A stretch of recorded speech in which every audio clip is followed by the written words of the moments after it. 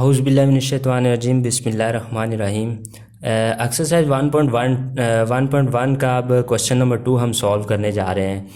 और इसमें हम क्या चीज़ हमने फाइंड करनी है। उन्होंने कहा है which of the following matrix are equal. उन्होंने कहा है आप लोगों को मैट्रिक दिए हुए हैं और हमने इसमें से क्या बताना है कि कौन से मैट्रिक्स आपस में इक्वल हैं।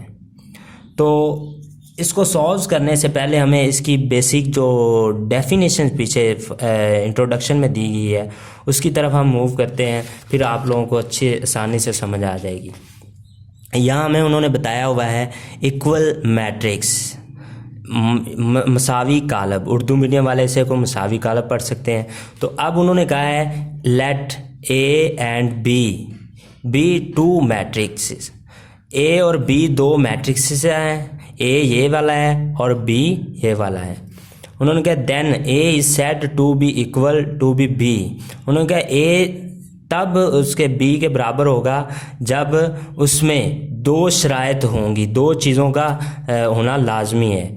नंबर 1 पे क्या है, द ऑर्डर ऑफ ए बराबर हो द ऑर्डर ऑफ बी। तो अभी हमने पीछे ऑर्डर मालूम किया है कि जैसे नंबर्स ऑफ रोज़ और नंबर ऑफ कॉलम की तादाद और रोज़ की तादाद अगर दोनों में बराबर हो तो तब जाके वो इक्वल मैट्रिक्स होगा। और दूसरी शर्त उन्होंने क्या कही है, their corresponding entries are equal.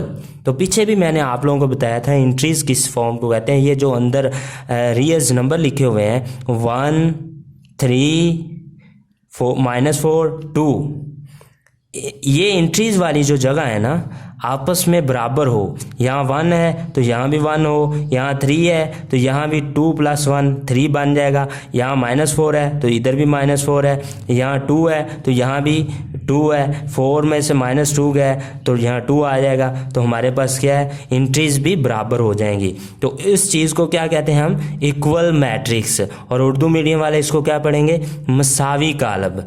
और ये दो शराइत का होना लाजमी है। तो अब हम एक्सरसाइज की तरफ मूव करते हैं। एक्सरसाइज में जो पहला हमारे पास क्वेश्चन है यहाँ वो वाला है, ये दोबारा मैं रीड कर रहा हूँ, which of the following matrix are equal. उन्होंने कहा मैट्रिक वो वाले मैट्रिक्स ढूंढें जो आपस में बराबर हैं, जिनमें कतारों की तादाद और कालमों की तादाद और एंट्रीज सेम हो। मालूम कीजिएगा दर्जा दैल में से कौन से कालब आपस में मसावी हैं। ऐसे कालब ढूंढने हैं जो आपस में बराबर हैं, मसावी हैं। ये उर्दू मीडियम वाले हज़रात हैं। तो सबसे पहले जो हमारे पास है ए है, तो अब हमने इन सब मैट्रिक्स में से ऐसा कालम ढूंढना है, मैट्रिक ढूंढना है जिसमें कतार भी एक हो और कालम भी एक हो और एंट्रीज भी यही हो। अब बी इसमें 1 रो है 2 कॉलम है, ये नहीं बराबर है। ये 5 में से 2 माइनस करेंगे तो हमारे पास क्या आ जाएगा, 3 आ जाएगा। तो 3 में यहाँ हमारे पास क्या है, एक ही रो है और एक ही कॉलम है। तो इसलिए एंट्रीज भी सेम है, 3 है, यहाँ भी 3 है। तो हम लिख देंगे ए बराबर सी के, ए बराबर सी के। ये वाला फाइंड हो गया हमारे पास ये दोनों। अब हमने बी देखना है, बी में है कि एंट्रीज भी यही हो और रोज़ की तादाद और कॉलम की तादाद भी यही होनी चाहिए। यहाँ चेक करें 1 रो है और 2 कॉलम्स हैं, एंट्रीज 3 और 5। नहीं, ये भी नहीं हो सकता, ये भी नहीं है और ये भी नहीं है, ये भी नहीं है, ये भी नहीं है, ये भी नहीं हो सकता।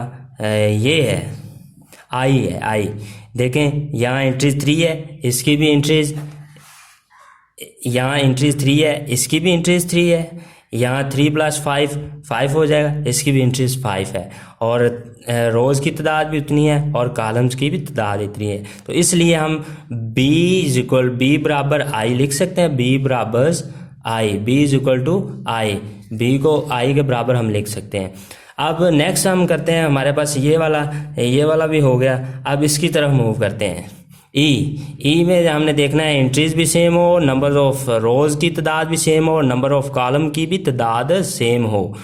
तो रोज़ यहाँ 1 2 रोज़ हैं, कॉलम 1 2 2 कॉलम है, 2 ही कॉलम है, 2 ही रोज़ हैं, और एंट्रीज आप चेक करनी है।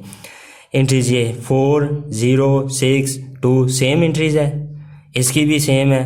2 + 2 4 4 आ गया, 2 - 2 0 0 आ गया, 2 + 4 6 तो ये 6 हो गया, यहाँ भी 6 है। 2 + 2 तो ये भी 4 हो गया, और 2 + 0 2 हो गया। तो सेम एंट्रीज हैं, नंबर ऑफ रोज़ और कॉलम्स की तादाद सेम है, इसलिए हम इसको लिख सकते हैं E = H = J।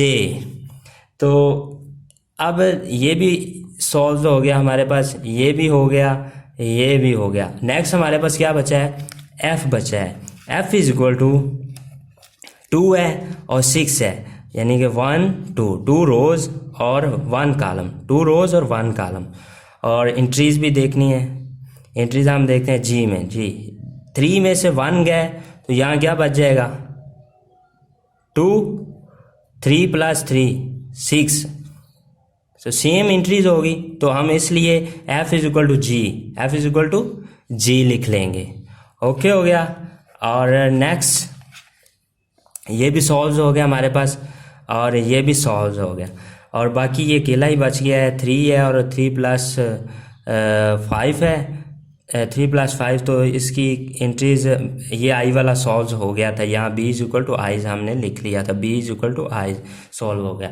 अब हम नेक्स्ट क्वेश्चन की तरफ मूव करते हैं। उन्होंने कहा है जी फाइंड, यहाँ उन्होंने कहा है जी find the value of A, B, C and D which specify the matrix equal। उन्होंने कहा है नीचे हमें मैट्रिक्स दे दिए गए हैं, इनको सॉल्व करके इनकी इक्वेशंस बना के हमने A, B, C और D की कीमत मालूम करनी है। तो अब हम इसको सॉल्व करते हैं। और उर्दू मीडियम वालों के लिए इसमें क्या होगा, उर्दू मीडियम वाले इसको यूँ रीड करेंगे, A, B, C और D की कीमत मालूम कीजिए जो दी हुई मसावात को दुरुस्त कायम रखती हैं। तो यहाँ सबसे पहले अभी हमने पीछे पढ़ा है कि जो इस डिफाइन में कॉरस्पॉन्डिंग एंट्रीज आर इक्वल, ये जो एंट्रीज हैं बराबर रख सकते हैं इसके, A = B को, जो इसकी कंडीशन और इसकी सेम 1 = 1 हम रख सकते हैं। तो इसी तरह इसको भी हम 1 + C है तो इसको बराबर 0 के रख लेंगे, 1A + C = 0, तो इसको हमने इक्वेशन 1 का नाम दे दिया। फिर ये वाली इक्वेशन 2 आ गई हमारे पास, A + 2B = -7, A + 2B, ये इस नंबर 2 पे यहाँ पे, और ये भी यहाँ नंबर 2 पे, इसलिए इसको इसके बराबर की लामत आ गई, बीच में बराबर की लगा दी, -7 वैसे आ गया। अब यहाँ C है, C - 1 इस जगह पे, इधर ये इस जगह पे है, बराबर में इक्वल टू की लामत है, बराबर की लामत है, ये यहाँ आ गई =3।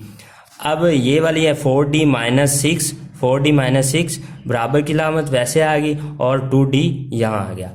अब हमने इनको सॉल्व करते हैं। सॉल्व करने में सबसे पहले हमने ये इक्वेशन सॉल्व की हुई है, मैंने आप लोगों को बताता हूँ कि हमने कैसे करना है सॉल्व इसको। C - 1 = 3 आ गया, ये वाली इक्वेशन नंबर 3 हमने ले ली, ये वाली इक्वेशन नंबर 3। मैं ये बताता हूँ कि सबसे पहले हमने क्यों ये ली है, इसकी वजह आप लोगों को अभी बता देता हूँ। पहले इसको सॉल्व कर लें हम। C - 1 = 3 है, C = 3 + 1 हो जाएगा। क्यों 1 क्यों, इधर माइनस का था, उधर जाके मूव कर गया, इधर मूव किया तो क्या हो गया, प्लस का हो गया, इसलिए C = 3 + 1 4 हो गया, C = 4 आ गया। अब ज़रा देखें कि यहाँ A + C = 0, यहाँ सिर्फ एक वैल्यू दी हुई है, बाकी 2 वेरिएबल्स हैं, ठीक है ना, 2 है, इससे हम कीमत नहीं किसी चीज़ की मालूम कर सकते थे। यहाँ A + 2B = -7, यहाँ भी हमें एक ही कीमत दी हुई थी, बाकी 2 की नहीं मालूम थी। यहाँ पे हमें क्या है, सिर्फ एक ही वेरिएबल्स है, बाकी -1 = 3, ठीक है। तो c minus 1 is equal to 3। तो दो चीज़ें दी हुई थी, एक की कीमत हम मालूम कर सकते हैं, इसलिए सबसे पहले हमने इसको पकड़ा। और अब क्वेश्चन 1 के अंदर हमने क्या करना है, c की वैल्यू पुट कर देनी है। तो कैसे पुट करनी है, हमने put the value of c in question 1। Question 1 हमारे पास ये थी a plus c is equal to 0। ये क्या थी, क्वेश्चन नंबर 1 थी हमारे पास। इसके अंदर c की वैल्यू पुट कर दी, value of c in question 1। तो c की 4 आई थी, तो a plus 4 is equal to 0। 4 इधर प्लस है, इधर जाके मूव करेगा तो हमारे पास क्या आ जाएगा, माइनस हो जाएगा। तो a इज इक्वल टू -4। 0 में से माइनस करेंगे तो -4 ही आएगा। आगे नेक्स्ट हमारे पास है put the value of a in question 2। अब a की वैल्यू हमारे पास मालूम होगी थी, अब इसकी a की वैल्यू क्वेश्चन 2 के अंदर हमने क्या करनी थी, पुट कर देनी थी। क्वेश्चन 2 हमारे पास ये है, पीछे जो हमने बनाई थी, a plus 2b is equal to -7। तो ये क्वेश्चन 2 थी हमारे पास, इसके अंदर a की वैल्यू हमने -4 पुट कर दी। यहाँ -4 इधर क्या थे, यहाँ -4 है, इधर से मूव करेगी, इस साइड पे जाएगी तो +4 हो जाएगी।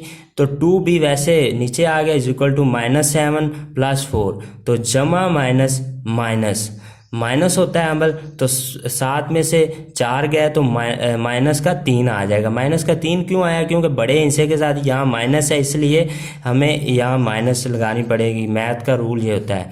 इसलिए अब 2b, यहाँ 2b के साथ यहाँ क्या हो रहा है, मल्टीप्लाई हो रहा है।